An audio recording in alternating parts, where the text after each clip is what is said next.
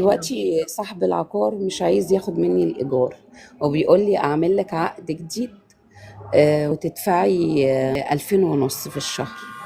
أنا دي الشقة اللي أنا قاعدة فيها دي بتاعت حماتي، بقالها 68 سنة. حماتي متوفية من 2011، وحماية متوفي من 89، وهو زوجي طيب والعقد اسم مين، حماكي ولا باسم حماتك؟ حماية، باسم حماية. هو بصراحة معاه محامي، يعني لبط شوية. قاعدة أنا وابني في الشقة، بس هو زوجي يعني عايش في مكان تاني، عنده شقة تمليك. النهاردة بيقول لي انت جوزك، أنا عارف الفكهاني اللي بيروح يشتري من عنده. كان محامي قايل لجوزي وكده، قال له هات يعني التمكين ده كويس، وانت لو تجيب صورة منه من المحكمة أو حاجة كده. طب ما أنا معايا الأصل. طيب. النهارده المحامي اللي تبعه يقول لي انت مالكيش صفه اساسا تقعدي في الشقه. قلت له ليه؟ انا ابني وجوزي. فكره ده قانون، ده ظالم خالص، كره الناس في بعضيها على فكره. طيب. يعني ده حاجه وحشه قوي. حضرتك بصي النت واللي بره واللي كده غير الحقيقه. ده بياكلوا في بعض. ده انا في واحده بتقول لي يعني انا معايا، انا ساكنه من 97، يعني القانون ده مش تبعي خالص. صاحب العقار حكم عليها من شهر 7 ان هي تدفع ال 250 جنيه.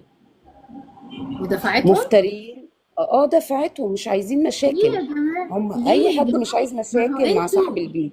النهارده كنت باخد محلول، وبقيت طول الوقت وانا قاعده اعيط وانا باخد محلول. انا تعبانه وزهقت.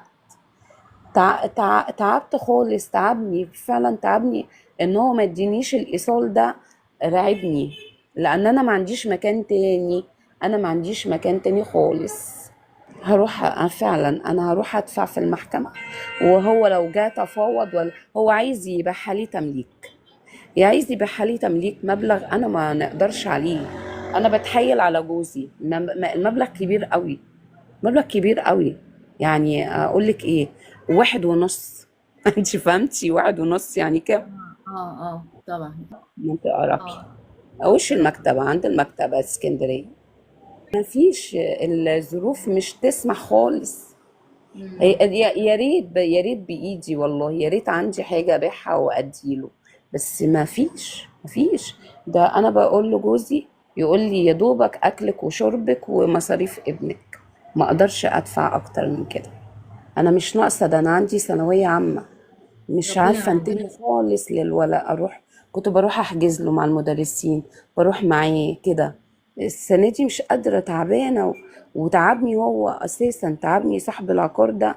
من يوم ما حصل القانون ده وما بقاش يديني الوصل، ما نقاش من العمارة الا انا، ايوه عشان الا اللي مستضعف. يعمل معاه كده. مستضعفك، اه عشان ايوه. مستضعف.